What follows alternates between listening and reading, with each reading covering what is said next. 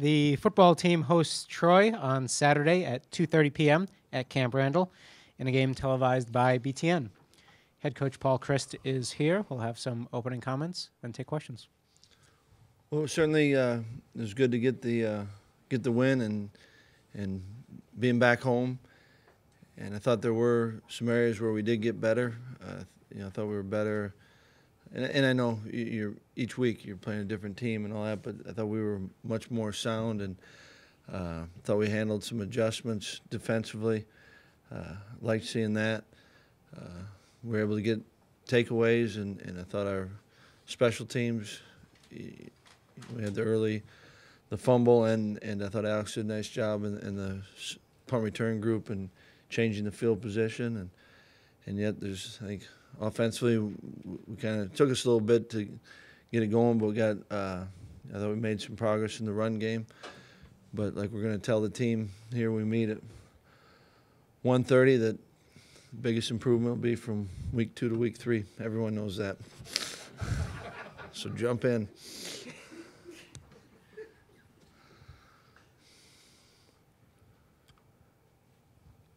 Paul, you mentioned special teams, and obviously you guys put a big emphasis on it in camp.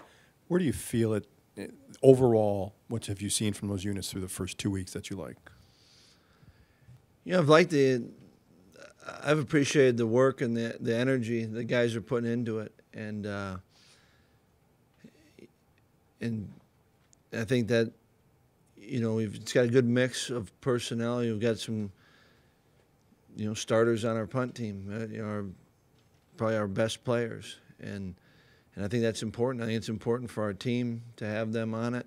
I think it's important for them, as they continue to grow as football players. I think there's a few that may help them in the future, and but I also think of the first kickoff cover we had, and Ryan Connolly goes down and makes a play on it, and I think that's a way for him to build confidence but overall I've liked just their approach. They understand, the group understands the importance of special teams, and they're championing that, and I think Chryst is doing a nice job of creating a chemistry within the group, and we know, you guys all know, and watching a lot of games, that special teams are huge, and we've got to try to be as good as we can there.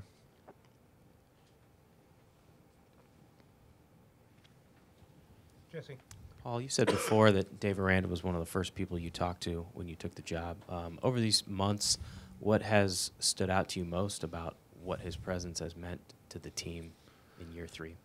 Well, for me personally, what I've appreciated being around Dave is it's who I thought it would be when I first talked to him, and a guy that's truly detailed in his preparation, and yet doesn't stop there. It's in his communication with the players, and all this. It's not what we know as coaches, but what your players know. And yet I think that our players have confidence in him, and when I say that, I think that you immediately think about the other coaches too, and I feel fortunate that Inoke and Tim and Durante have all had relationships with him, so it's been, for a group that's didn't all work together, I think they're meshing pretty quick, and I just like that Dave's who he is. It's consistent, and I've enjoyed being around him, working with him, and I think we both will kind of talk. What gives this problems? What does this? I think we both want to keep growing too, and so I've enjoyed that. Paul, from what you'd seen of Tanner, what gave you the confidence that he could handle a two-way role, both athletically and the responsibilities off the field too, that goes with that? I think as just in being around him, his football IQ, his awareness of the game, that was pretty evident early. And then athletically, I think he's a pretty unique athlete, big skilled guy, and wasn't quite sure how physically it would all go. But I thought last week during the week, and he had a great week of practice, and I think we had a good plan for him. I think there's some things that, having gone through 1 week, we can continue to tweak. I'm not saying we've perfected it, but and he bought into it, and that's when you knew that I think it has the chance to be real. And I think he played 73 snaps. Didn't play a ton in the fourth quarter, if any. So I don't know if we've got a better idea, but we don't have an accurate gauge yet. And I think each game will be probably a little bit different. But I think just kind of who he is, his competitiveness, his like I said, football intelligence. He's pretty suited for being able to do it, and I think he cares about this team, and really does. One of those guys who wants to do whatever he can to help this team win, which is, I admire that a lot. John? What's your approach this week with handling Corey's injury? As I'm guessing you don't want to rush him back before even the Big Ten season starts. I think Corey specifically, but with all of our players, that they spend playing games and contributing to this team means a ton to them. They don't do everything in the off season if they don't love playing the game. And so I think that when a guy is ready to go, we're going to play him. It has nothing to do with saving him for another moment. So we'll just kind of see how he's going. And he got some good work done on Saturday. I talked to him before the game. He got another treatment afterwards, and yesterday had it. So we'll just see when he's ready to practice full all out. Then we'll know gauge him for the game. No one can just not practice and go play. But as soon as any player is ready to go, we're going to play him. Jason?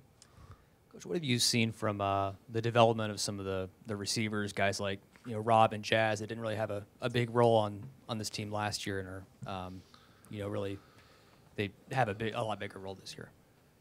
I think every guy I think earns their opportunities, and Rob has done that, and I think Rob's done some really good things for us, and I think the receiver group, Jazz, I didn't realize that was Jazz's first catch the first game. I think Austin goes in that same group, Trailer, and I think, I don't know.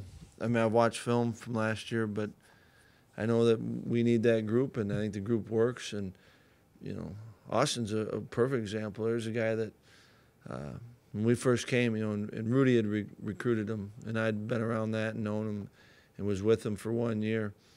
And our first day here, his first day back from from winter break, he said, "What can I do to help myself?" And one thing that Rudy he did it with Lance Kendricks, and that was catch 100 balls a day.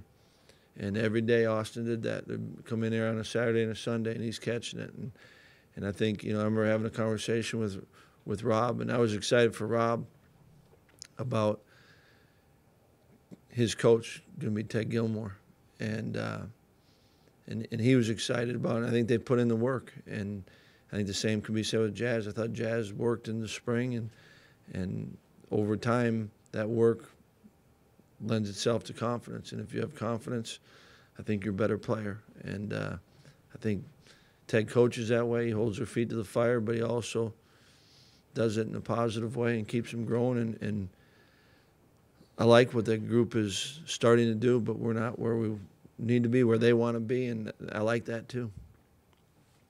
Jeff? Paul, what are some of the essentials in your mind to be able to successfully run a 2-minute offense, whether it's at the end of the half or at the end of a game?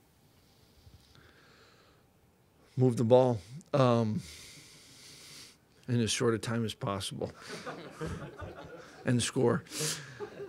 I think I think you got to get it rolling, and then you got to.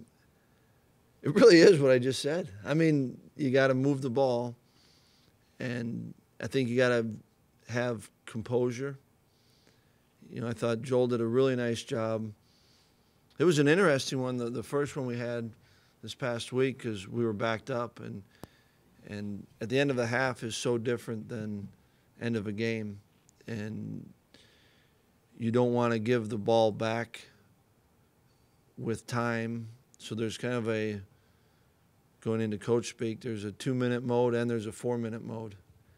And I thought once we had a little breathing room, you know, and I wasn't sure, you know, we took the timeout, because you hate using a timeout if plays go well, and if they don't, you're saving the clock. But felt like we could hopefully get something going. But I thought it's guys communicating and having poise. And, you know, early, you think about that, we hit Rob on an underneath crossing route. We hit Dari twice on a check down. And yet, you know, I think sometimes people panic and try to push the ball down the field. You have to be willing to when it's given to you. But I think it's poise and guys executing. Jesse. I know the goal every year is to have a more balanced offense, but did you come into this season with the mindset to try and throw a little bit more than what's been done in years past with this program? No, I think my goal is always how do you that you're doing the best for this group and that it fits this group. And you know, I mean, I've been a part of games where, you know, I remember the one game we played at Michigan, we didn't throw the ball in the second half, but Scotty had close to 300 yards passed in the first half. I mean, I've always felt like we've been balanced, and a lot of the runs those years came from fourth quarter finishing out games. I'd argue with anyone that we weren't really balanced then. But I think, you don't sit there and say we're going to be this, we're going to be that. I think our job is to help push guys to be the best they can be at all the spots, all their skills that they're doing. And then I think different teams are going to play different ways, and then you got to be able to adjust to it. And you know, some games you throw to run, some games you run to throw. But I don't get caught up in trying to be something or another. Tom. Are you at all maybe pleasantly so surprised at the ability of the receivers around here? Not just the wide receivers, but tight ends and running backs, and it seems like you're using them a lot, and they're coming through for you. Yeah, I think every guy. There aren't a lot of those tight ends, receivers that don't like throwing the ball or catching it. So it's not hard to get them to work on it. And it's funny because I think just from hearing people talk, I think people are a lot more surprised than I am. You know, when we recruited Austin, I thought that that was one of his skills. You know, I'm anxious to get Foom going. You know, and Rob, I remember watching Rob, and you know, Jazz is one I didn't know a ton about. I've liked that. Alex is impressive, and I don't know. I think guys work at it, and I think right now we are doing some good things, but it is fun, and it's because I think we can be a lot better. Rob. A minute ago, you mentioned the checkdowns for Joel and that being part of the offense. The past few years when he's been the quarterback, there seem to be different times where it's been more of a challenge for him to get to that checkdown as opposed to just locking in on his initial receiver. Has that been a real point of emphasis with him and the other quarterbacks through the spring and camp to feel comfortable getting to that checkdown?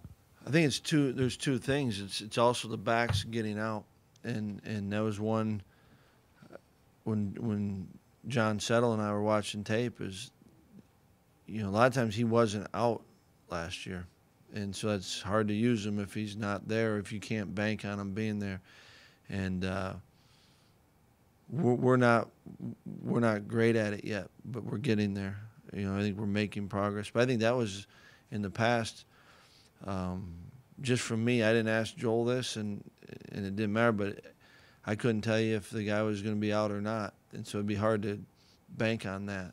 And I think like anything, if the quarterback's rewarded, he has a tendency to feel comfort and go to it. Same thing could be said with the back.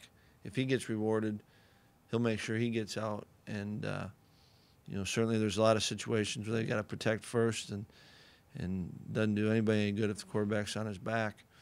But I think that was what was good about the couple we had with Dare, and some of the other ones were more designed. Alabama game was a few of those were more designed, getting him out, and so he knew it. But I think there's, I think that offensively right now we're doing some things that we can build on, that are positives. But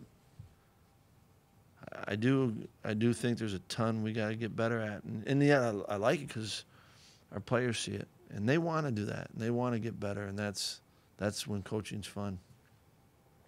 Jeff.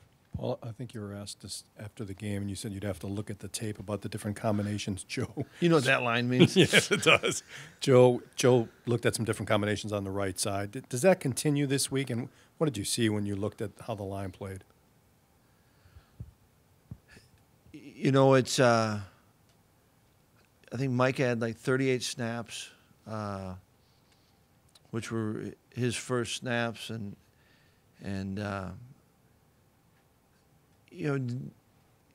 did some things that were good, but you could see he was kind of not trusting himself. Maybe I don't want to put words in his mouth, or that's what it was, but that's how it came across. And Walker has more on his plate right now because playing guard and tackle.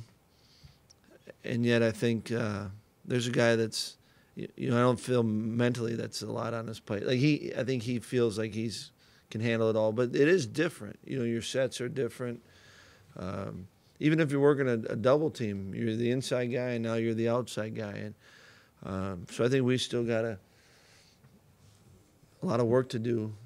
But I think we need to keep going forward with getting Micah some snaps and with Walker and Hayden on the right side there.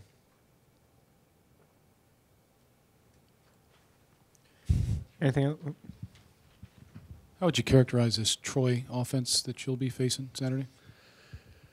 It's a spread offense. I think they'll spread you out more than maybe what we've seen the first 2 weeks formation. We haven't seen, like Alabama and Miami, Ohio, we're using a tight end still. This week we'll see some with 4 receivers, so it's going to be a little bit more spread out. I think that they've, as a team, their athleticism stands out. So I think it's a different type of spread that we'll see, but also kind of they're going to try to push the tempo on us. And so I think there's some building blocks that we've kind of gone through these first couple of weeks, but they'll present some different challenges in the way they're running it, or we think that they're going to run it. And so that'll be good for our defense. It'll be a different challenge and a good challenge for us. When you see teams like Arkansas go down to Toledo and Auburn almost lost to Jacksonville State, how do you guys as a coaching staff prevent something like that from happening when you're playing a team that is perceived as lesser than? Perceived as the whole, we've always talked about you got to be the best team in the stadium that day. And all the things that are talked about don't matter between the lines. You gotta play it well, and you gotta make plays, and so I think I've always thought that the focus for every game is you try to focus on the things you can control, and that is your own preparation. And each week's a different opponent, and you have to know that opponent because that affects what you're gonna do. But I think you can be most consistent if you focus on the things you control, and that's yourself. And I think it's an approach, and I think we've had teams and players that when they get that and buy into it, it doesn't matter who it is. They they prepare the right way, and that's to give themselves the best chance, best opportunity. And so I think, you know, every team that goes in, you know that you got a chance to win, you got a chance to lose, and these are the things you got to do to win.